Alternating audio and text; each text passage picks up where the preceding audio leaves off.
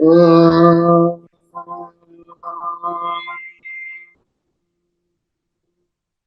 Shri Guru Bhyo Namaha Harihi Om Sahana Vavatu Sahano Bhunaktu Saha Viryam Karavavahai Tejasvinavitastu ma Vidvishavahai Om Shanti Shanti Shanti.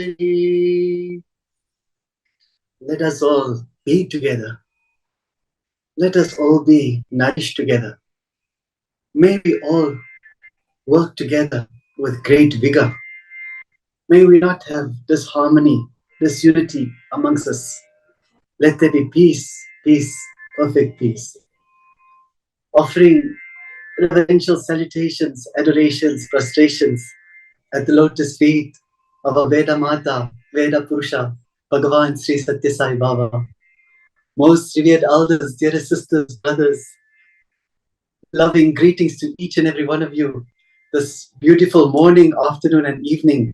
Thank you all so much for joining from around the world, virtually and spiritually. Vasudeva Kutumbakam. Truly appreciate all of us coming together to dwell on the infinite glory, divine story, infinite syllables, and eternal echoes. Brothers and sisters, by your presence, you are contributing to fostering the Veda, protecting the Veda, spreading the fragrance of the Veda, Veda Poshana, Veda Rakshana, Veda Dharana. As Bhagavan has said, that if Dharma declines, the world will collapse. But if Veda declines, the entire universe will collapse. Thank you all, brothers and sisters, for being part of this wonderful Seva of Veda. How beautiful and how apt and can only be orchestrated by the Lord that when we started the series on Shivopasana, it was during Shravana Masa on the cusp of Krishna Janmashtami. This evening, as we conclude the series, it is on the cusp and during this auspicious time of Ganesha Chaturthi. As Atharva Sirsham, Kanpati Atharva Sirsham says, Tomdeva Mahadeva. I want to take this opportunity to also thank Uncle Shekhar. I think he has 36 hours in his day because the amount of duties he fulfills in spreading the Veda, teaching the Veda, and he is an inspiration to each and every one of us. And his enthusiasm for Vedas is contagious. Brothers and sisters, thank you so much. On behalf of all the brothers and sisters, we thank Uncle Shekhar, and it's been such a beautiful series. They say time flies when you're having fun. Each session has gone by so quickly in a blink of an eye. So tonight, because it's Ganesha Chaturthi as well, Uncle Shekhar has given us a bonus of extra 30 minutes. So perhaps, Uncle Shekhar, we can have 75 minutes, and then the last 15 minutes can be a Q&A. So brothers and sisters, if you have any questions, you can put it in the Zoom or the YouTube chat box. So without further ado, we hand over to Uncle Shekhar. Thank you so much, brothers and sisters. Sairam.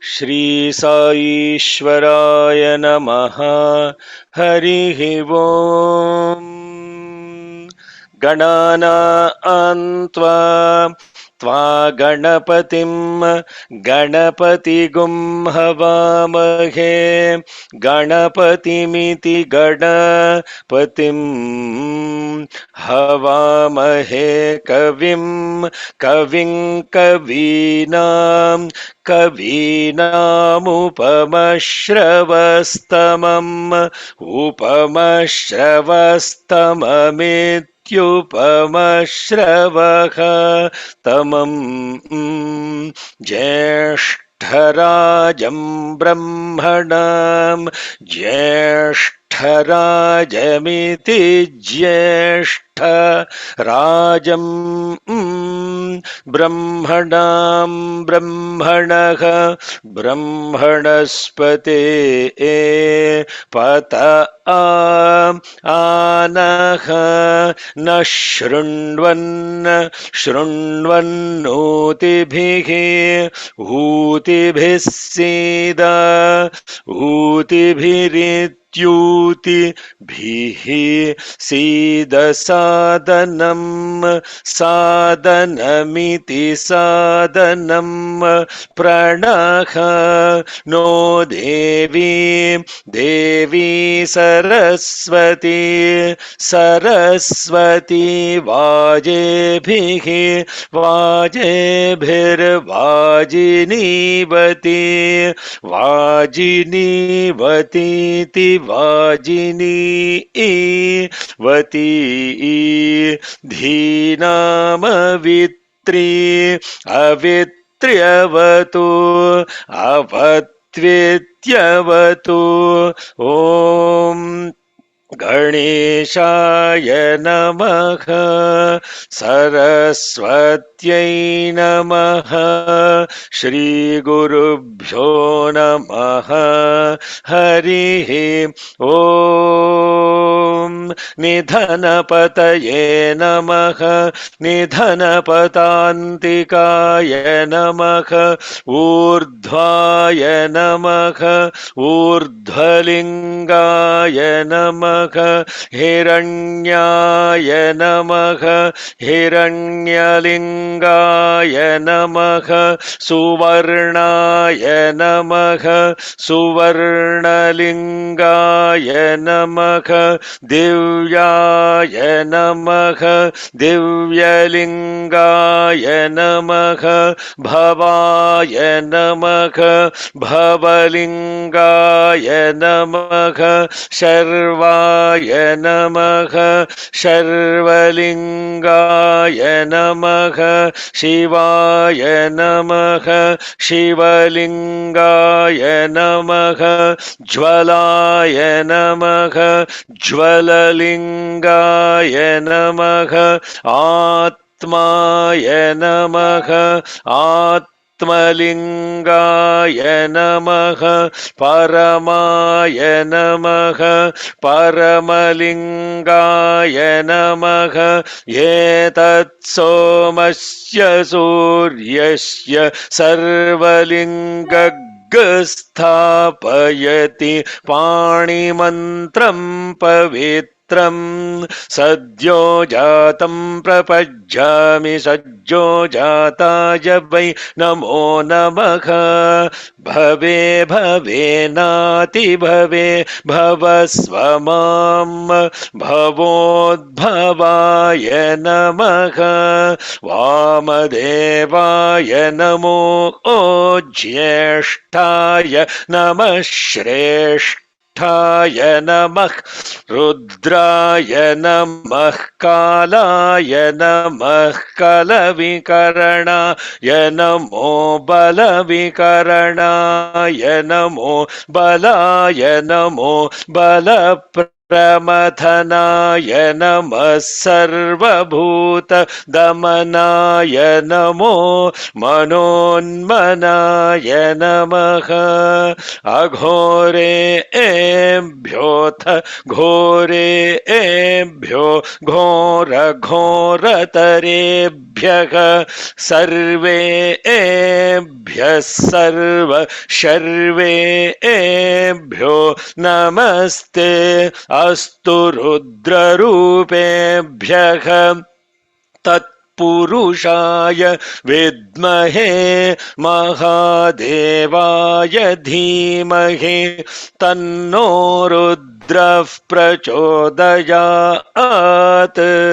ईशानः सर्वविद्यानामीश्वर सर्वभूतानां ब्रह्माधिपतिर्ब्रह्मणोऽधिपतिर्ब्रह्मा शिवो मे अस्तु सदा शिवोम्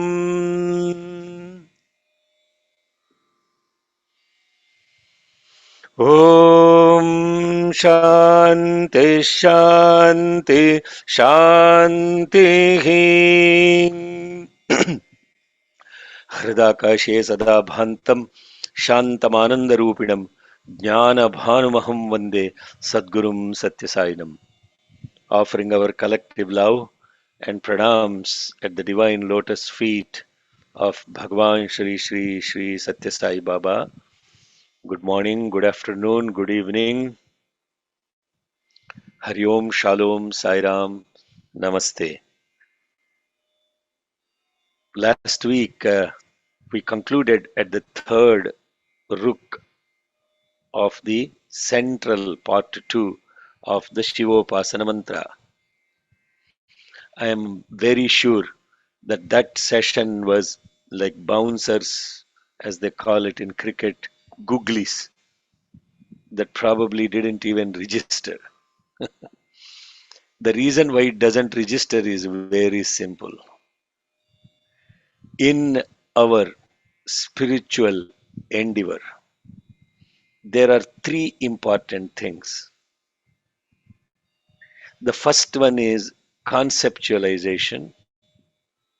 The second one is actually bringing that concepts into practice.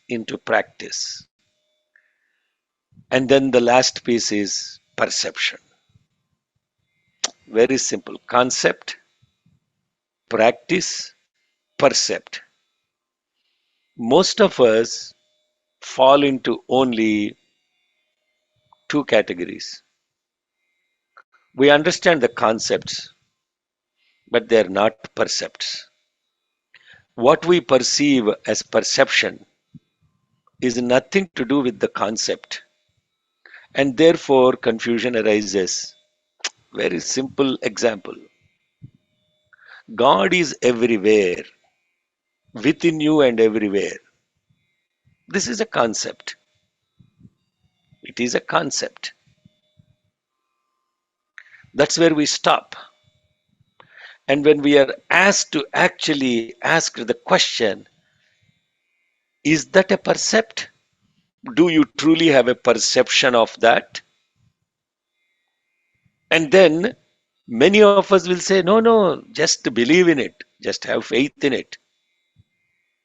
And therefore, what happens is the concept stays as a concept and it never becomes truly an experiential reality, which I am calling as percept or perception. Therefore, what we do, many of these Veda mantras and their principles very simply remain as dogmas that have absolutely no practical application in our daily lives. Therefore, they stay as concepts and they die as concepts. So, the real challenge is what? Unless you take a concept and you can relate it to through your own practice, and that practice really leads to experiential reality, and therefore you can tell someone, no, no, no, this is not concept, it is truly a percept, it is truly an experience, and here is the experience part of it. This is exactly what happened between Ramakrishna Paramahamsa and Swami Vivekananda. But then what Bhagwan Ramakrishna did with Vivekananda, when Vivekananda challenged many people, sir, have you seen God? Have you experienced God? Many said, ah, they couldn't give an answer. But it was only Ramakrishna that took the challenge from Vivekananda and he said, yes, I have. I have seen God as clearly as I am seeing you, and you can do so too. And therefore, he asked him to go into the sanctum sanctorium to experience that. It's an amazing, it is not a story, this is real. So what happened last week when we were talking about, we were actually taking this concept of Shivopasana Mantras, the part one, and then, okay, great. I have now this linga, and this linga is etat somasya suryasya sarvalinga sthapayati pani mantram pavitram, the most pure hymn that is now in your hands, pani. This mantra is in your hand. Now go experience this mantra. And then we started with this next mantras from Sadhyo Jata Vamadeva Aghora Tatpurusha Ishana. And then when we dwelled into it, Hare, how do I experience this Pani mantram? This mantram that is in my hand as what? Sarvalinga Sthapayati. It's established now. What is established? The concept is established. But no, now you have to undertake the sadhana, the practice, the abhyasa, constantly giving reminders. Yes, this concept is going to be now practiced, and that practice leads to this experiential reality. So, in this last session of Shivopasana Mantra webinar, we had 5 mantras to practice. So, the practice mantras, the sadhana mantras are Sadyojata, Vamadeva, Tatpurusha, Aghora, Tatpurusha, Ishana. 5 ways of practice, 5 things to practice, 5 things to practice. How interesting. 5 fingers. And you tell people, give me a 5. Give me a 5. 5 things to practice.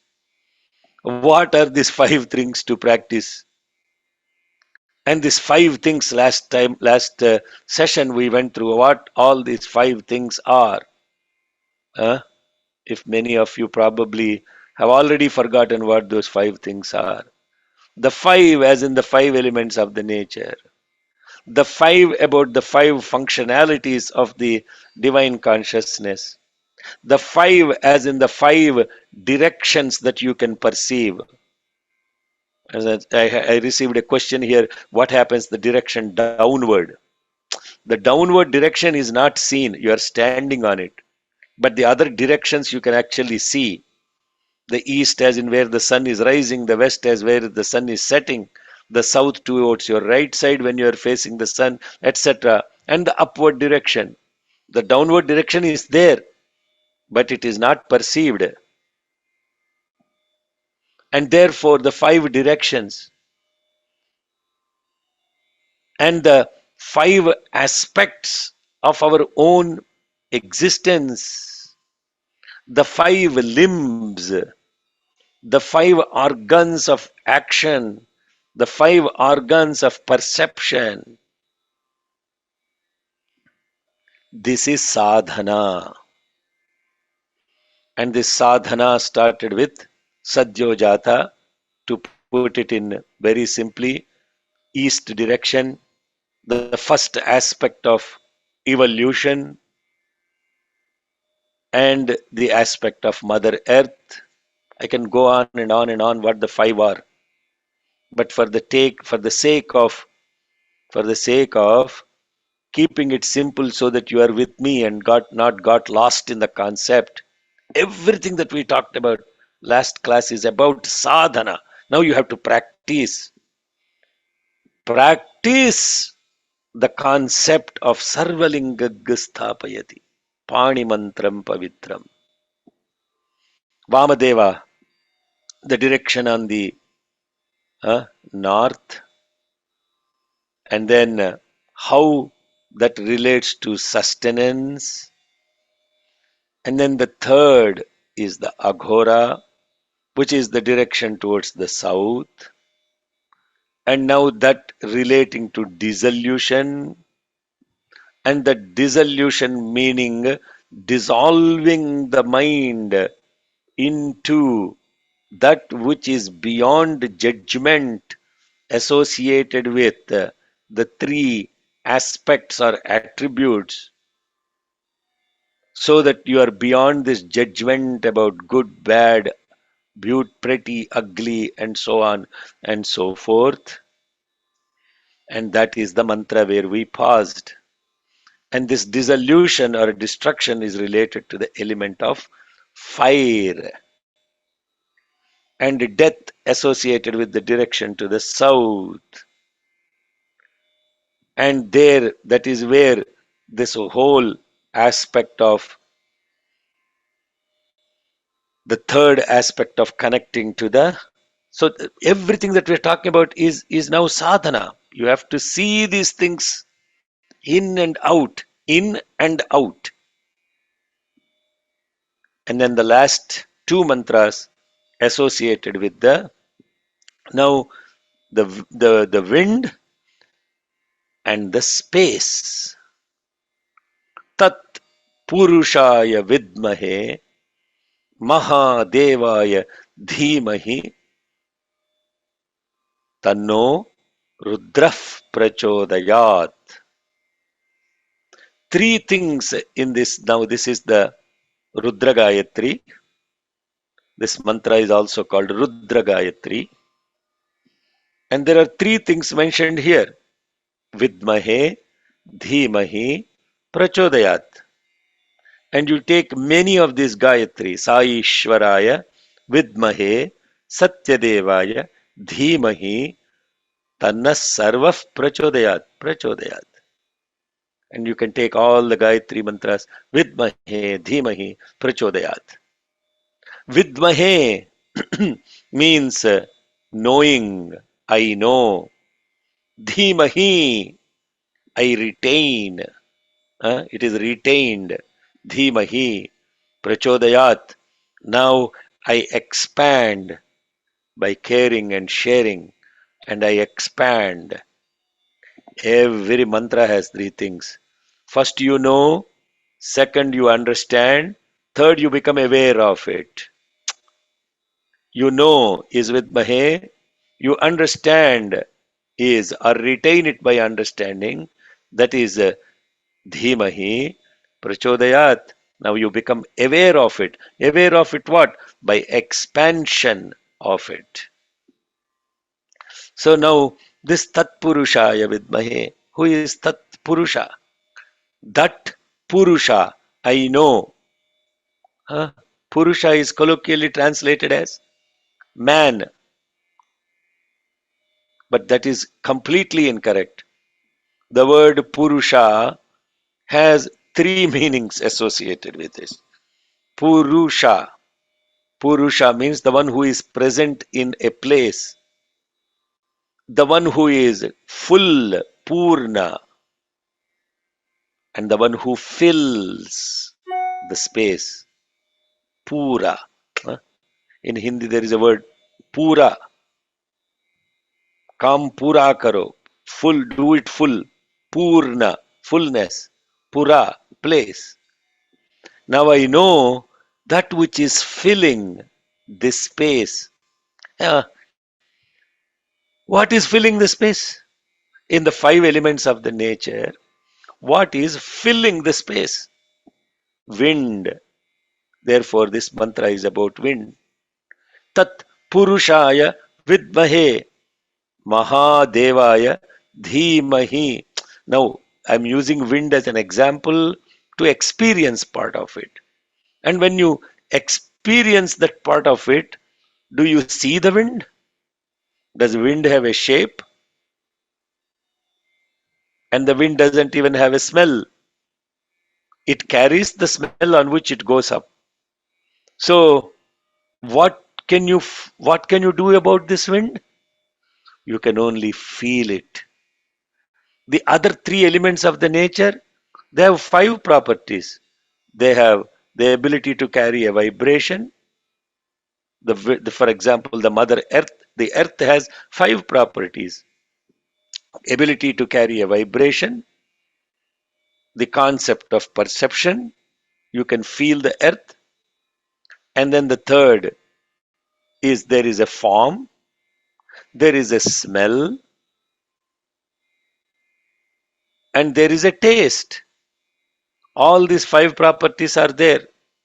And by the way, this Ganesh Chaturthi is celebrating this, all the five aspects of the Mother Earth, because the whole story about Ganesha is the element of Mother Earth.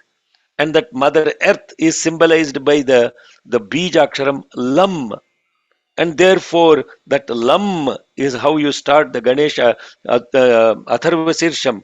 Om Lam Namaste Ganapataye. And that is present in the Mooladhara. Lam. Then the next one is water, Manipura.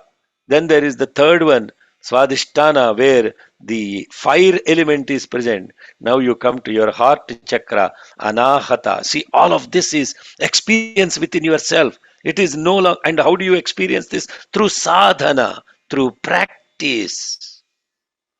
And when you are practicing this aspect, you are experiencing all this within yourself. You experience outside the wind. You experience in your heart that which you can feel, but that has no form, no shape, no smell. Three properties disappeared. Only two properties are remaining with the wind. One is about the ability to carry the vibration, the shabda, and the second is the ability to feel it, sparsha. Shabda, sparsha are the two. Shabda, there is a sound associated with wind, and there is a feeling to the wind. You can feel the wind. And therefore, those are the two properties that are associated with it. Mahadevaya Dhimahi Tanno Rudrah Prachodayat. And that is the expansion consciousness as the Rudra. Now, we talked about three aspects of functionalities: evolution, resolution, dissolution. Dissolution. Those are the three. And what is this one? This is very difficult to understand. There is a fourth function called redaction. Redaction into that, the source, the seed, and that redaction, the source of everything, is the Rudra. And so everything is now redacted. Redaction. I hope you understand the word redaction, or retrieved, or retracted, or drawn into that which is not seen and that which is felt. That is your source. And that source is here. And that source is the Rudra. I hope that makes sense. So first you know Tat Purushaya Vidmahe, that which is filling everything. And that which is filling everything is Mahadevaya Dhimahi. It's the supreme light. Very similarly, light is the another practical example of that which is filling everything, that which can be seen but no form, and that because of which everything is seen. Just speaking about it, I am getting blissed out. And to be 100% truthful to you all, there is no preparation of this satsang. Because if there is a preparation, my mind will inject some thoughts into it.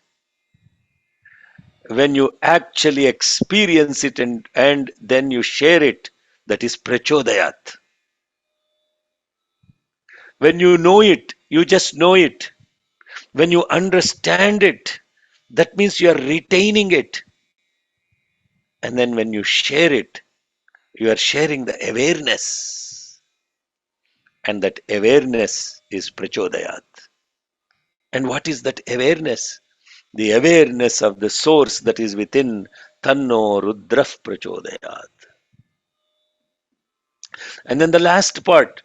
So, Srushti Sthiti Laya, what we call evolution, resolution, dissolution, or generation, organization, dissolution, are the most commonly known functionalities of observing objects. Because you can see an object evolve, you can see an object sustain, and then you can see an object resolve. But what happens after it dissolves? Does it disappear? No, it doesn't disappear. It goes into this seed state, and that seed state is into which the whole tree is redacted or retracted into. And then what happens to that seed again? Does it remain as the seed? No. Again, it sprouts back into the plant because of the divine will, and that divine will is what is called anugraha. Ah, I'm sorry, I cannot really try to explain to you because it is very difficult to explain some of these concepts until you really get the practice of what those are. But these are the five functionalities. And what is these five functionalities? In Sanskritam, they are called Srushti, Sthiti, Laya, Tirodhana, Sankalpa. And this Sankalpa, the closest word of transliteration is divine will. The seed will sprout because of this divine will.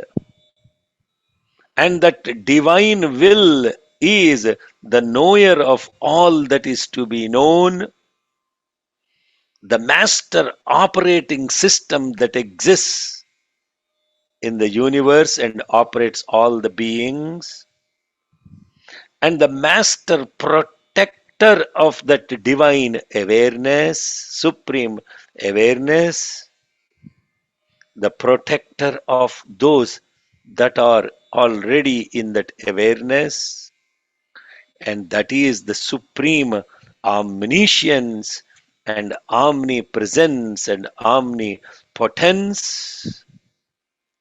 And very simply put, I am that Tattvamasi. What did I do right now? I didn't chant the mantra for you. I have spoken about that mantra in the awareness of that mantra.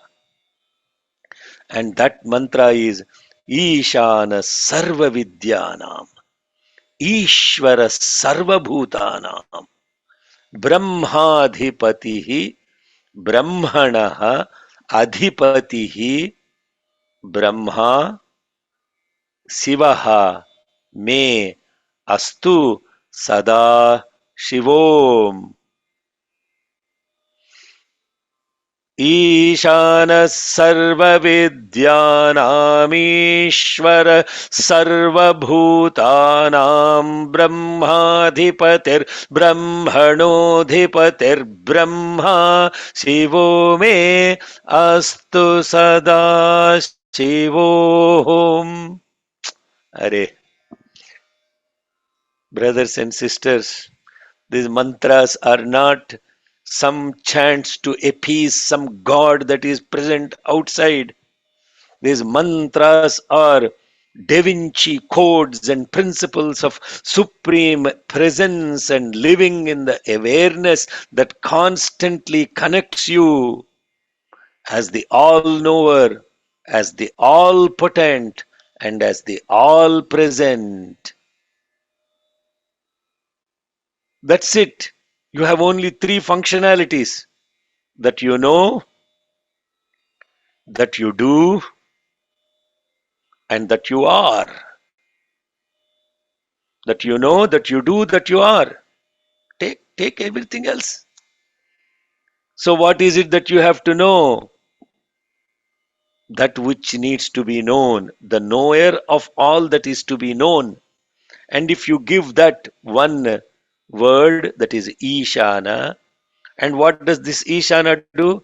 Ishana Sarva Vidyanam. Ishana Sarva Vidyanam. The knower of all that is known. Give one word in English, it's called omniscient. And that is the Ishvara Sarvabhutanam. What is this word Ishvara? Ishvara. Sa Ishvaraya Vidmahe, we say. Who is this Ishvara? The Ishvara, because some of these videos are being shared with children that are learning Shivopasana Mantra. And by the way, these children may get this concept much faster than the adults because they have much less garbage to clear before connecting to the concept. And that is Ishvara means there are zillion, gazillion, billions of these iPhones in the world. Huh? You all know the iPhone. And this iPhone has an operating system in it, iOS. The operating system. The operating system that operates the iOS. And that operating system for all the billions of iPhones is only one. And that operating system is getting upgraded. And without asking any questions, you say, I accept. Because if you don't, your iPhone is useless. And that operating system for all the eyes in the whole universe is called Ishvara, the master operating system, MOS. The iOS is Ishvara operating system, iOS. I don't know what it is for Android. Doesn't matter, the concept is the same. And therefore, what happens then? This Ishvara, Sarvabhutanam, is present in all the beings as the operating system that controls all the apps, controls all the data, controls everything associated with that iPhone, and that is omnipresent. And then Brahma Adhipatihi. Adhipati means the potent, the one, the protector of that Brahma. Here, Brahma doesn't mean the four-headed iconic symbol of Brahma. You can substitute Brahma as consciousness or awareness, the master awareness, and the protector. Adhipati, Pati means the protector. Adhipati means the supreme protector. Supreme protector of the Brahmanaka. Brahmanaka doesn't mean a caste here. Brahmana means the one who is already in that awareness. And who is this? Shivo me, Sivaha me, that Shiva within, and may I be that. I am that Shiva, Astu Sada Shivom. Now this is upward direction. This is upward direction. And this is Sankalpa. This is the Anugraha. Anugraha, then Tirodhana, Anugraha, Anugraha, or what is also called Sankalpa. I don't want to really explain the words Anugraha. It has a very deep, beautiful meaning of Anugraha, which is colloquially really very much misunderstood. So what is remanifesting itself? What is remanifesting itself is this sankalpa. It again, the anugraha, that which follows. The seed is now sprouting into the plant. Why does the seed sprout into the plant? The seed sprouts into the plant again because when it is placed in the right place at the right time with the right environment and right nutrients, this seed sprouts again into the plant. And therefore, this divine I am constantly remanifests itself because of its own will. And for those of you who are already evolved souls, all of this is beautifully described in one shloka by in Dakshinamurti Stotram by Shankaracharya. Be in the seed is present the whole plant, the whole tree, and that seed, when planted in a space at the time, will manifest itself in its identity in such a beautiful way. Very simply put, the divine within you, when that has willed, the whole thing is now projected out from you, just like the magician will project the entire magic and it appears as a magic in front of you. Similarly, the whole world now becomes a projection from within this deep self because of the divine will. बीजशान्तरिवाङ्कुरो जगदिदं प्राङ् निर्विकल्पः पुनः मायाकल्पितदेशकालकलना वैचित्र्यचित्रीकृतं मायावीव विजृम्भयात्यपि महायोगी वयस्वेच्छया तस्मै श्रीगुरुमूर्तये नम इदं श्रीदक्षिणामूर्तये. I'm sorry if I'm bothering you with all these shlokas and the terms that you don't understand, but I have to be grateful in acknowledging the source, and I can only acknowledge the source by chanting the original composition by that Maharshi, the Rishi, and that is acknowledging even these mantras that we are talking about are acknowledging the greatness of that scripture, and you will get the water. If the water is deep, you have to dig deep, and if your awareness goes inside, you go deep into that awareness. And how much ever your awareness is, only to that much the divine will manifest. Okay, so now I will not get into the deeper meaning of that Ishana Sarva Vidya. It's a incredibly deeper meaning to all of these, and I only touched the surface of those just to keep us all engaged. So what is it that we are practicing now? 5 mantras we are practicing. Sadhyo Jata Vamadeva, Aghora Tatpurusha Ishana. And we are practicing these mantras by seeing that divine presence as manifested in 5 directions, as manifested in 5 functions, as manifested in 5 elements, as manifested within yourself, as mano, buddhi, chitta, ahankara, jnata, translating them into English, the mind, the intellect, mano, buddhi, the memory, the doer, and what that is retained. Mano, buddhi, chitta, ahankara, jnata. These are the Sanskritam words for those. Those words don't mean anything. Let's only talk in English, because English means something, at least you know. But then the deeper within is the practice associated with this. And that practice, as we get into this practice, then what will be the final step? We talked about 3 things: concept, practice, percept. What happens with all this practice? With all the practice, the concept is now becoming percept.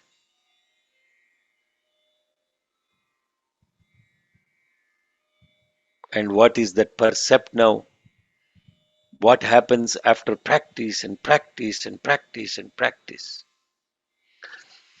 Namo Hiranyabahave Hiranyavarnaya Hiranyarupaya Hiranyapatayembikapataya Umapataye Pashupataye Namo Namaha. Now you become that which is Hiranyabahave. Hiranyavarnaya, Hiranyarupaya, Hiranyapataye, Ambikapataya, Umapataye, Pashupataye, Namo Namaha. Now here you will see refrain of two words. One is Hiranya and the other is Pataye. It's like learning a bhajan and going into not only the singing part of it that you get tutored in bhajan practice, but you also have to understand the words, how to pronounce them, and most importantly, what do they mean. Ganapati Om, Jaya Ganapati Om. When we are singing that, Mushikavahana Gajanana, Modaka Hasta Gajanana, Paramaniranjana Gajanana. What do those words mean? Bhajan singing becomes an incredibly different experience. Singing technically, the song part of it is only, I will say, 1/10 of the experience of the bhajan. 90% of it is actually understanding the words, and then when you sing these words, not only understanding but then becoming aware of it, then bhajan sings through you. You don't sing a bhajan sings through you. Your awareness manifests through you.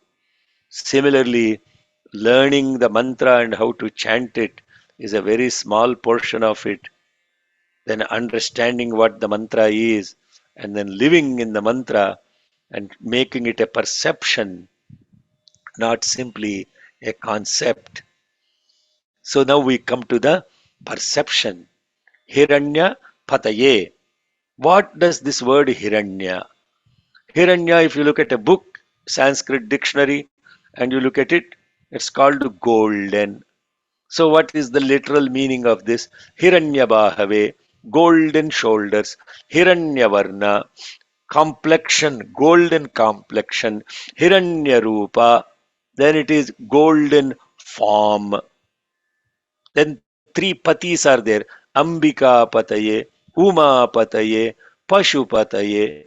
Three patis are there. Who are these patis? Pati actually means protector.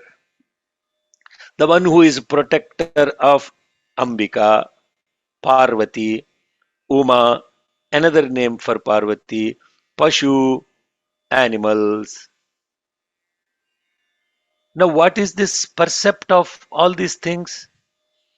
Now, if I am not a Hindu, this Uma Pataye, husband of Uma, Parvati, Ambika Pataye, husband of Ambika, Pashupataye. Pashupati means Shiva, the one who is sitting on a bull. What do those words mean? Nothing. Nothing.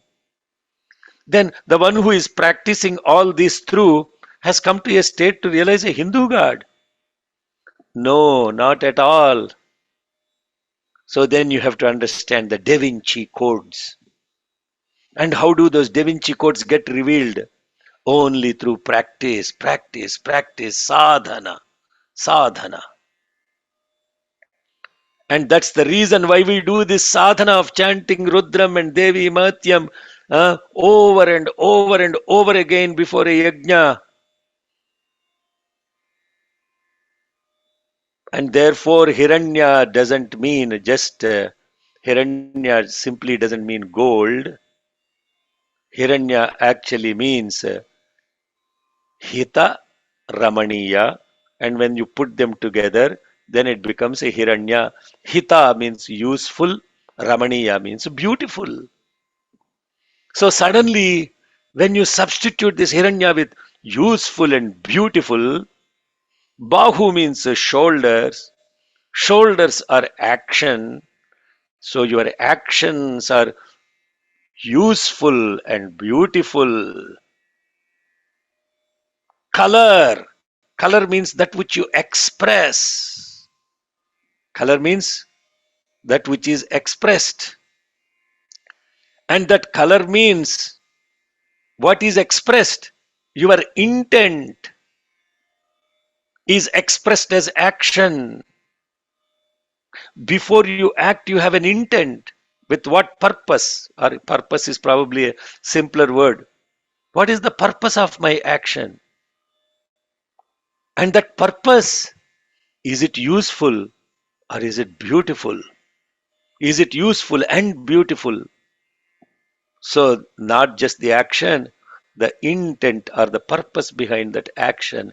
Hiranya Varnaya. Hiranya Rupa. Rupa means form. When your intent is beautiful and useful, your action is useful and beautiful, your body language associated with that will also be useful and beautiful. Hiranya Rupaya. Then what happens? You become the master of your own existence. Ambika Pataya. And that Ambika, Amba, has two syllables in it. Amba. Means inside. Ba is outside. Hey, sir, what? You are making that up? Huh? Are you making that up? No, I'm not making that up. It is told in another Veda mantra. Antar Bahischa Tat Sarvam. Whatever exists inside and outside. Antar. Antar is Bahi. Ba. First two letters. So then you became Amba. Ambika Pataya. You become the master of your own existence, both inside and outside. Are we all following? Practical application of the mantras. Uma Pataya, Pashupataya. Now, this is now incredible. Uma here, as I mentioned, colloquially referred to as Mother Parvati.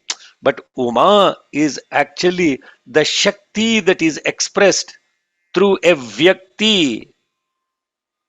Swami's beautiful play with the words and how he puts this together. He says, a Shakti, the power inside, when expressed, becomes the individual, the Vyakti. And with this Vyakti has what is called passion within him, called passion. And that passion, when it is turned towards the worldly aspect, it is Rakti. But if it is turned inside in love for God, it becomes bhakti, bhakti, devotion. Bhakti, when it matures, will lose attachment towards worldly objects because it is completely focused on the divine love, and therefore it becomes a virakti, detachment, detachment for worldly attachments, and that virakti leads to mukti, liberation. Vyakti has a Shakti. Shakti, when it is turned towards world, becomes Rakti. Same Shakti, when turned towards God, becomes Bhakti. And when Bhakti leads to detachment from worldly things, it is a Virakti. And when Virakti matures, it becomes Mukti, liberation. Vyakti, Shakti, Rakti, Bhakti, Virakti, Mukti. What you are getting into now is the Siddhi, means the perception. Siddhi. And that Siddhi here is in this context of it. When you have now lived this, practiced this awareness of seeing the divine in everything, because the five elements, the five aspects, the five inside you, the five as in functionalities, all this is practice, practice, practice. And when you get to that stage, then what happens? Your actions are useful and beautiful. That is Siddhi. Now percept. Percept. Your actions are useful and beautiful. Your intent, purpose behind that. Hiranya Varnaya, useful and beautiful. Hiranya Rupaya, your form itself is useful and beautiful. And then you become the master of what is inside and outside of you. And also, not only that, you have this control over your own Shakti and that Uma. And then you are Pashu Pati. Pashu here means animals. Pashu also means that which are bound, that which are tied to a pole and cannot go beyond a boundary. And those Pashus are your senses. And then you become a master of your senses. And then you become the master mind. That master of the senses is Ganapati, Pashupati, Ganapati. Ah, Swami, thank you. How he has beautifully connected the whole thing associated with Ganesh Chaturthi with this Shivopasana mantra. Ganapati, Bhagavan explains, Ga means buddhi, Na means siddhi. Ganapati means the master of intellect and what the mind does through senses. Pashupati, Pashupataye namo nama. This is siddhi now. Why it is siddhi? Do you have awareness of your own actions? Yes, you do. Do you have awareness of your own intent or the purpose behind it? Yes, you do. Do you have control and awareness your own body language? Yes, you do. Then have you become the master of your own power and you have become a master over what is inside you and outside you? Because what is inside you is what is outside you. That is another beautiful subject we can take later on. And then you are the master of your own senses, the Ganapati and the Pashupati. The words are different. The meaning they convey are exactly the same. In the totality of awareness, everything gets integrated. And that which is expressed as Ganapati, Pashupati, Gopala, all mean the same. Gopala. Pala means the one who is ruling. Go means the individual. Go also means the senses. Pala means the one who is ruling over. So Gopala means the ruler of the senses. Ganapati, Gana means the senses, or Gana means your buddhi and also your siddhi, your mind and the intellect. Pati means the master. Ganapati, the master of the mind and the intellect. Pashu means that which is bound. Pashu here means the limitedness of your senses, and the one who is the protector or the master of those senses. Pashupati, Pashupati, Ganapati, Gopala, everything integrated. And the meanings of those words are not restricted to only worship this elephant headed god, or worship that guy who is the cowherd, or worship that guy who is sitting on a bull. All those are symbolic symbols. They are nothing to do with what the actual awareness is. They are projections of those awareness. So they are projected so that you can see them and you can relate to them. Don't look at the idol as I shared in the last session. Look at the ideal behind the idol. Then you will truly connect to, even more beautifully connect to the idol you are worshipping. And tomorrow for Ganesh Chaturthi or today in USA. Don't simply look at this idol and this idol of the Ganapati with an elephant head and the rest of the human body.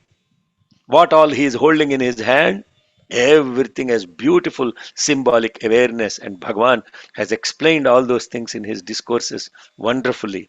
Since that is not the topic of today, maybe sometime when Atharva Sirsham is learnt by you, we will get into the Mahaganapati Tattva. Now the next mantras are simply now expression or the perception of that, or experience of that awareness. So I call this perception, you can substitute with experience. experience Ratagum, Ratam Satyam Param Brahma Purusham Krishna Pingalam Urdhvaretam Virupaksham Vishwarupaya Vai Namo Namaha. As you see, look at these mantras now. Namo Namaha, Namo Namaha is the refrain. Huh? Namo Namaha in the first mantra, first ruk. Namo Namaha in the second ruk. Sarvo Vai Rudras Tasmai. That mantra also ends with Namo Namaha. Namo Astu, Namo Astu, Namo, Namo, Namo, Namo.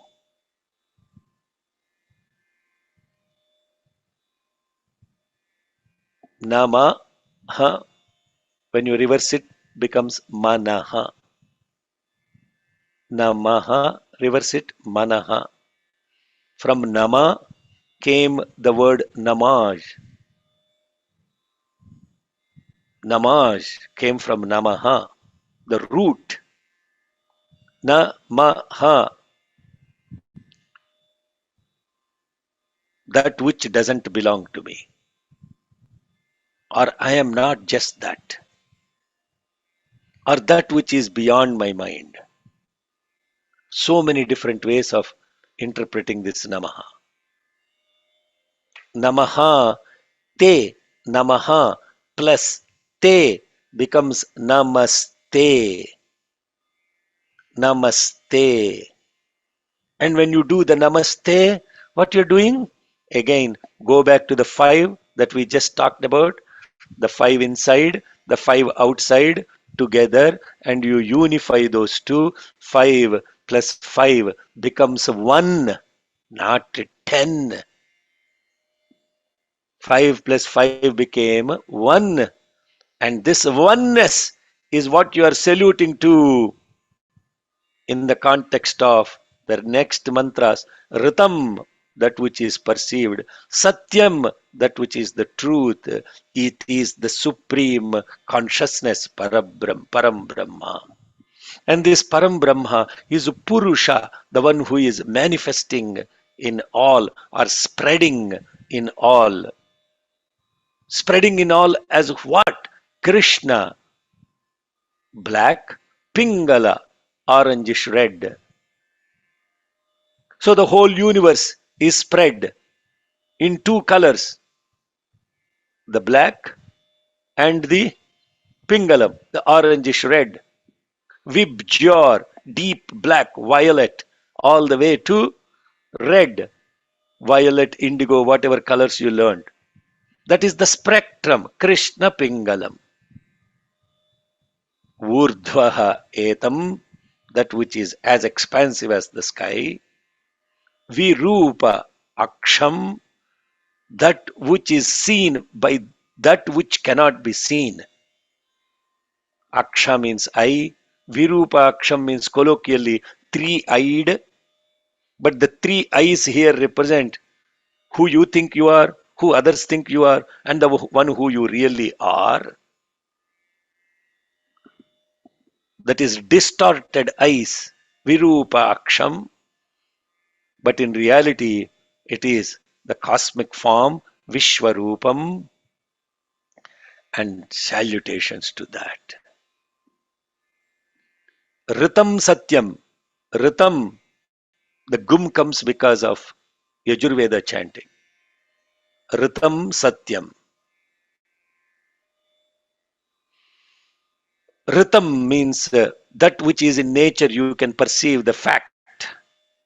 And the Satyam is that which is behind that but not necessarily perceived. So it is in both is present the divine consciousness. Means what? What you perceive is the world, and what you do not perceive is what is the subject matter of that. The moment you perceive it, what happened? Purusha, you have seen that which has pervaded in all that which you have perceived. And the moment you perceive that, you are perceiving it in the entire world that is spanned by your ability to perceive in the 7 colors and above and beyond. This is so incredible. You ask a child, what is the color of the sky? They say blue. What is the color of the ocean? They say blue, because that's what you see. But truly speaking, does the sky have a color? Truly speaking, does the ocean have a color? So don't get carried by just what you see. When you truly interrogate, you see that infinity that is present in front of you as the space or the ocean. It takes this color, blue color. Incidentally, I'm also wearing a blue shirt today. Krishna Pingalam. So the next ruk, I know I want to complete the next two ruks. Sarvo vai rudraha tasmai rudraya namo astu, very much, astu, verily, here and now. Everything is Rudra, and to that Rudra I offer my salutations here and now. And who is this Rudra? This Rudra is Purushaha, and this Rudra is also San Mahaha. Namo Namaha. Same repetition of the same principle. Now at the end of it, we are talking the same principle in so many different ways. Why? Because now you can see, oh, this is that, this is the same, this is the same, that is the same. Infinite things that are, they're all the same. Sarva vai rudraha, tasmai rudraya namaha. Astu, here and now. Purusho vai rudraha, what is all pervading. If the same Rudra, when he is all pervading, is Purusha, Sanmaho, Namo, Namaha. So what is happening now? What is about all this world, sir? All this world that I am seeing, the universe, Vishwam, Bhutam, Bhuvanam, Chitram, Bahudha, Jatam, Jayamananchayatu, Sarvaha, Esha Rudraha, Tasmai Rudraya, Namo Astu. Now I am breaking the words so that you can connect to the meaning. Whatever is this universe, here and now, and the world that is beautifully expressed as manifold, Bahudha, Chitram, Jatam, Jayamanam, that is coming, that is going, all of that. Within all of that, there is this thing, only Rudra that is present. Esha Rudraha, Tasmai Rudraya, Namo Astu. Are, what is this now? Everything coming and going, there is only one thing that is present. Yes, there is only one thing that is present, not many. Take all these ornaments, whether you call it a ring, whether you call it a whether it called a ring, whether you call it a necklace, whether you call it a bracelet, whatever it is, there is only one substance that is present, but it is appearing in many beautiful forms. But these, all these names and forms, these ornaments, they are coming and going. Today it is a bracelet. When somebody gets it from me afterwards, they may not like a bracelet. They may take it to a blacksmith and change it into a beautiful necklace. But this gold is the same. That is the principle that they are talking about. Vishwam Bhutam Bhuvanam Chitram Bahudha. Now you are really in Shivopasana. You are now seated and grounded in this oneness of the Shiva consciousness. And that Shiva doesn't represent the idol, the iconic Shiva that is only limited to Hindus. Every mantra, every principle is now talking about what is applicable to universal consciousness that is present as the blood which is the same in all the beings, independent of the colors, the caste, the creeds, the gender, whatever it is. Sarvaha Esha Rudraha Tasmai Rudraya Namo Astu. Now this last mantra, Kadrudraya Prachetase, Meedhushtamaya Tavyase, Vochema Shantamagum Hrude, Sarvaha Esha Rudraha, Tasmai Rudraya, Namo astu, refrain, same as the previous mantra.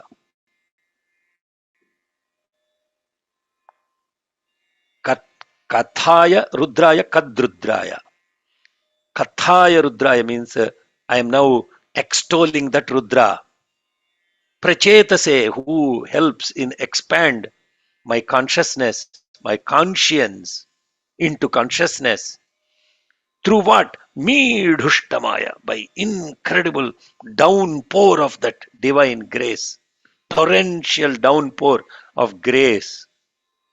Vochema, the one who is now extolled and praised, we speak of him who is in fact Shantamam, auspiciousness, manifest right within Hriday, Hriday, that infinite compassion, the Hridaya in my own heart, that to him which is present in all, Sarvaha, Esha Rudraha, Tasmai Rudraya, Namo Astu. Now you see what a beautiful experience this is. What a beautiful experience this is. And when you are truly now chanting these mantras, you are not chanting anymore. This mantra is chanting you. Mantra is happening through you, not you chanting mantra. That is the first step. The second step is this mantra now starts chanting the mantra. And the third step, mantra is chanting you. The first step is you know the mantra. The second step is understand the mantra. And that is retained when the mantra is actually running like a cycle. Arey, how is this mantra running in me, sir? It's already happening. Whether you know it or not, it is happening. It is happening when you know it, it is happening. And it is happening without you even knowing that it is happening. And that mantra that is happening is so hum, 21,600 times. That is the japa that is happening. Shivo hum, so hum. If you take the sa, and if you take the aha, sa plus aha becomes so, and in so the o, and in aham the that is om. When it is happening in you and you recognize it, it is so hum. That which is happening in the all the universe is om. How do I get from so hum to om? Eliminate the sa, eliminate the ha, the aha, the individual self, and now what you act, the relative self, what remains is the absolute self, and that is Shivo Ham, and that is Shivopasana. That is what we have done in 3 steps. The first step is the concept, the second step is sadhana, the third step is experience. Without this experience, without this, the middle portion, the sadhana, concept remains as a concept. Experience varies and experience will not be stabilized. And that experience that you share cannot be relatable to others without this commonality of sadhana. When we are all in that path of that sadhana, and in that sadhana, after you have done that sadhana, when you all come together, then you are collectively in that awareness. And that collective awareness is the true experience to realize the concept into this collective experience. And that is what the prayer we start with, and that is the prayer that we end with Bhagwan is the cause, He is the action, He is the doer, the doing, the done, and the undone. Then who are you? I am simply this instrument through which all of that is happening. With that, thank you all for your indulgence and patience, and those that are joining from many parts of the world, and my lovely brothers and sisters from South Africa. I dearly love you so much because I experienced this collectively in the yajna performed in Durban. And sorry about that. It's the expression of the love, how much service was done, how much love for Bhagwan is experienced. I am ever grateful to Swami for that. Jai Sai Ram. Thank you all. Kabir, back to you.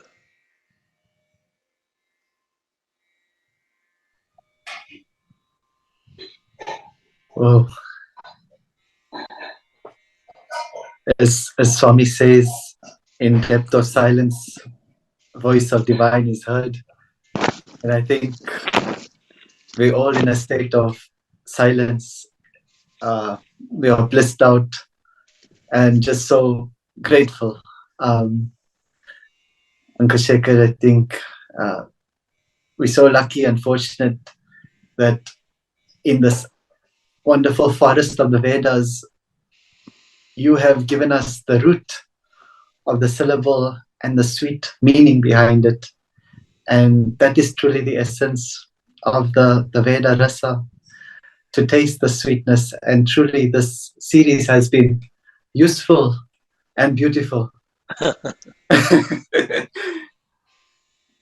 I hope that with Vedamata's blessings, as you have mentioned, the concept, the sadhana, and the experience, that we can move from concept to the precept. And just as Kanaka Rishi, when he said, Tvam Brahma, Tvam Vishnu, Tvam Rudras, he saw this beautiful mantra come to life. May we not just learn and chant the mantra, but may we live the mantra and experience it in its fullness. I think each of these beautiful three-part series of Shivopasana has been pearls of wisdom in this ocean of the Veda. And every time we swim and we revisit these episodes, it will become sweeter and deeper. And hopefully we'll be able to transition and realize the true concept as you've shared about Amba, Antarbahishcha, and experience that Veda inside and outside and all around us, and be like a fish where that Veda is around us always. No question has come through. I think you've left everyone in a state of bliss. It's just so beautiful. It is useful and beautiful, but not meaningful. No, it's definitely meaningful. Sai Ram, Sai Ram. Uh, So I left for your request 10 minutes for questions. sure. Okay. And if any of the brothers and sisters do have any questions, you're welcome to put them in the chat box. So long. Perhaps we now experiencing this time of Ganesha Chaturthi. I think it's truly divine design that the Shivopasana and the deeper meaning behind every single verse and syllable has prepared us to be in a state of consciousness for Ganesha Chaturthi. When you think of the aspects of Ganesha, two questions come to mind. One is, what is the connection between Ganesha being seated in the Mooladhara? And the second question is, Ganpati is master of the senses. What should we pray to the master of senses for on Ganesha Chaturthi? So two questions. What is the symbolism associated with Ganesha associated with Mooladhara? That is, are the primordial chakra. That is the energy center within us. For those of you who are not familiar with that, there are seven centers of energies within the body, and the very bottom one where your body touches the Mother Earth, that center is what is the energy center, is the first center. It's called Moola Adhara, means Adhara means the substratum, the basis, the source and the basis. Moola Adhara. Moola is this the basis, Adhara is the basis, Moola means the root. So just like, Wow. where are the roots of a tree? The roots of a tree is in what? Earth. What is the source of existence of the tree? Earth. So Moola Adhara means earth. Amazing. Moola means root.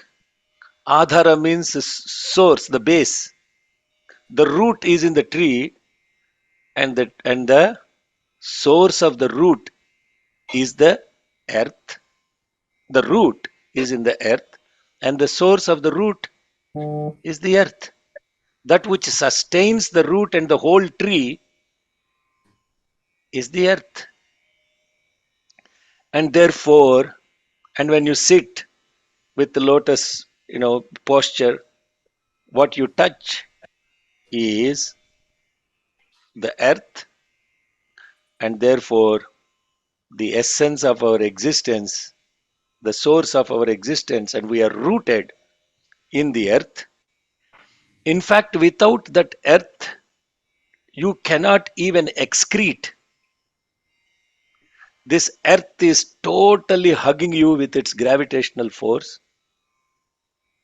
Without that gravitational force, the hug of the Mother Earth, you would not have even fallen onto this earth from your mother's womb. The first one that hugs you, even before your own physical mother hugs you, is the Mother Earth. Now there is so much we can see. Now this is all in the awareness of the Mother Earth. That is what is called Moola Adhara. That is the literal meaning of the words. Moola means root, Adhara means source. The root and the source of the tree is the earth. What is this earth to do with Ganapati? If you look at how this Ganapati came into existence, mythologically, he came into existence from the earth of his mother, which is the Malinya. She took that and she combined it with Mother Earth and made this Ganapati. That is the reason why every year we make the Ganapati with Mother Earth. And what comes out of this mother? Now I'm giving a talk on Ganesh Chaturthi. What comes out of this Mother Earth? Various types of trees, flowers, fruits. They come out of this Mother Earth. So the expression of the love of this Mother Earth is twofold. This Mother Prakriti, the Mother Nature, Parvati. Now I'm giving it as a symbolic aspect that is not relevant to just Hinduism.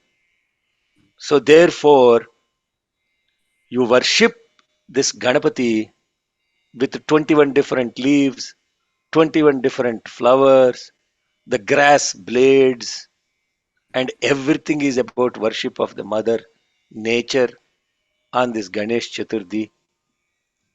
In fact, this Ganesha is none other than you. You are the Ganesha. Because you came out of this Mother Earth, you are sustained by Mother Earth, and therefore you show your gratitude by putting this Ganesha outside, who is actually inside you and made of this mud, and you worship. And therefore, this Ganesha is the representation of the Mother Earth, which is Mooladhara, which is the aspect of worship of Mother Earth. Wow. Beautifully expressed. Is it correct to say then by respecting nature, we are honoring Ganpati? Yes. In fact, Veda extols only two things: Mother Nature and the divine behind the Mother Nature. Only two things. You are intermediary. So, how do you express your gratitude to the Mother Nature? If you express your gratitude to Mother Nature, that is expressing gratitude, the divine behind it. So, two questions you asked. One is the Mooladhara, and the second thing is how do we worship Ganesha, right? Second, how do we show our gratitude to Ganesha? What's the best prayer or is that what you asked? Yes, well, from a universal aspect, Yeah. with Ganpati being the master of the senses, Yes. what is the correct prayer on Ganesha Chaturthi to the master of the senses to go from concept to the precept? Yeah.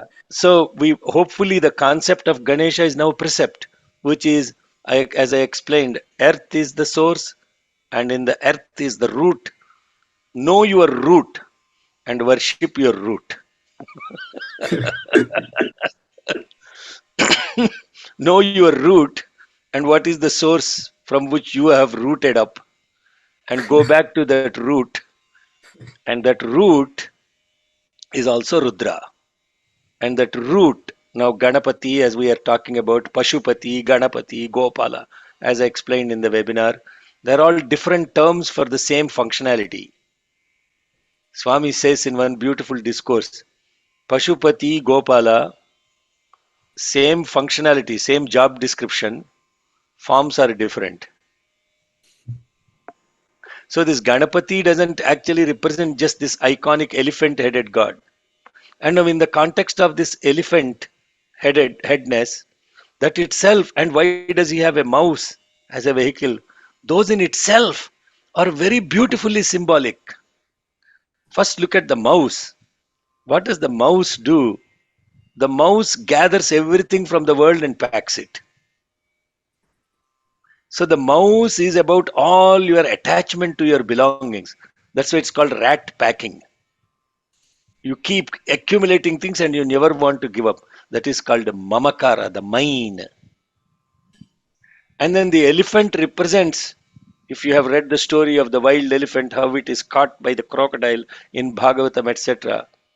The elephant, from a negative aspect of it, is ahankara. That's why it's a wild elephant. So when you connect to the negative aspects of it, it is ahankara, mamakara, the I and the mine. And to lose these two aspects and to go back to your root is the entire sadhana. And then that ahankara becomes incredible awareness, and which is the Shakti aspect of it, and the losing all of that, which is the awareness aspect of it.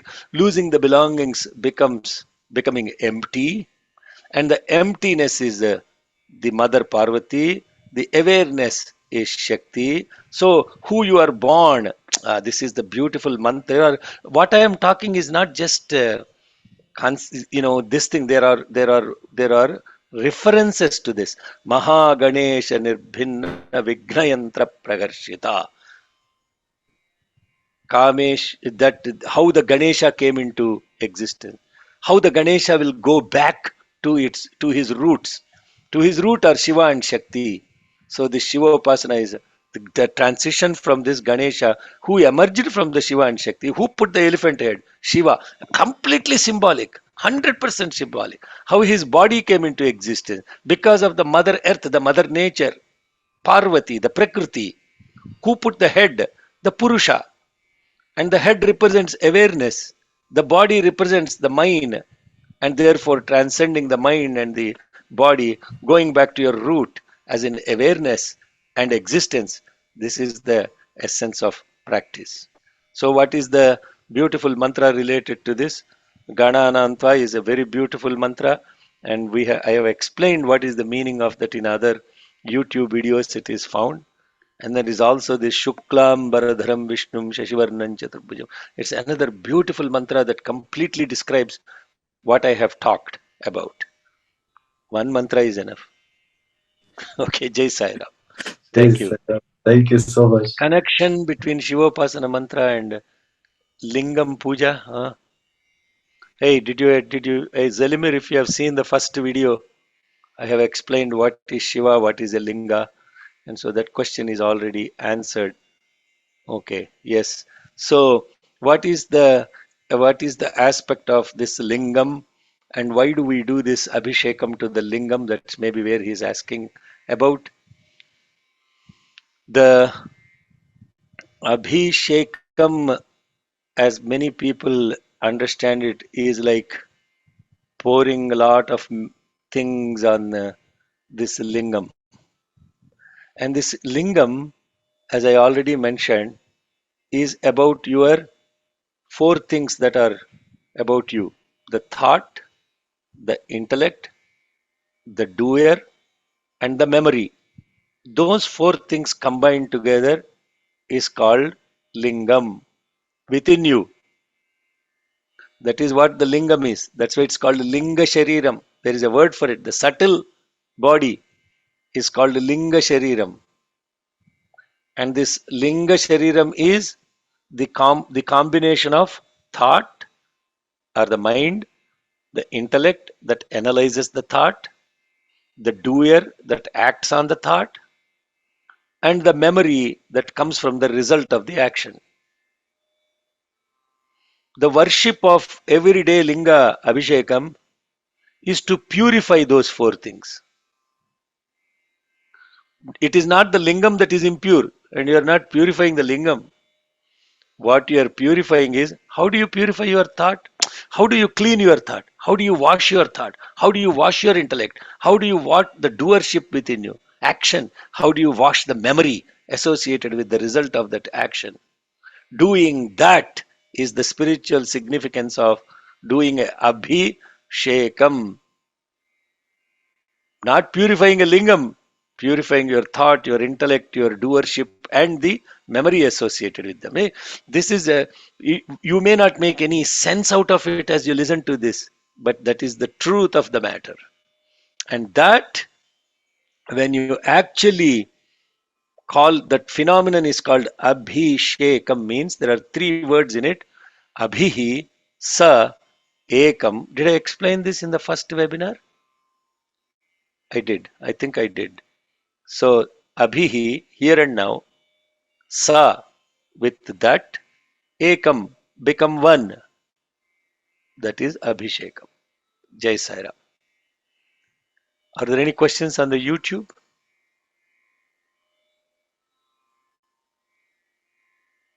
There is one question from Sister Sonal. Can you give Uh, us the deeper meaning of agore, tagore? if I have not done that last series, aghora, ghora, ghoratara.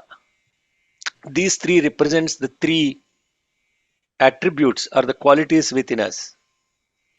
And these three qualities, aghora is the equipoised, balanced mind or thought.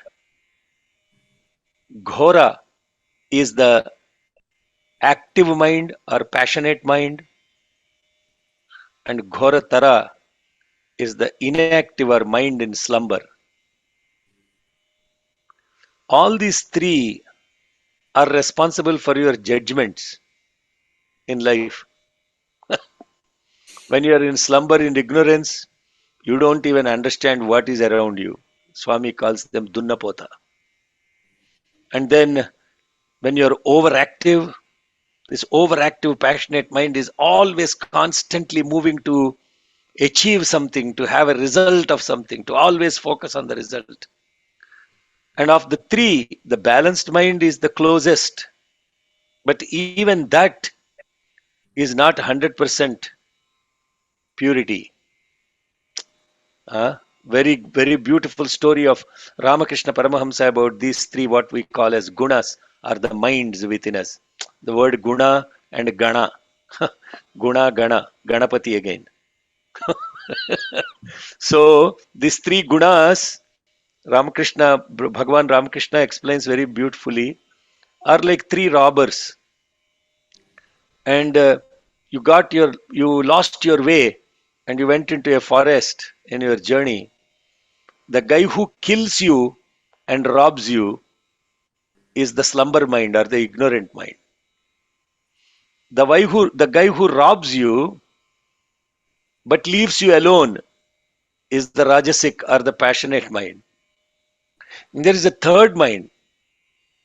He'll take the money from you, but he will give you enough money to take an Uber back to the city, takes you to the road and says, here, take this extra the money that I robbed from you. He'll keep 90%.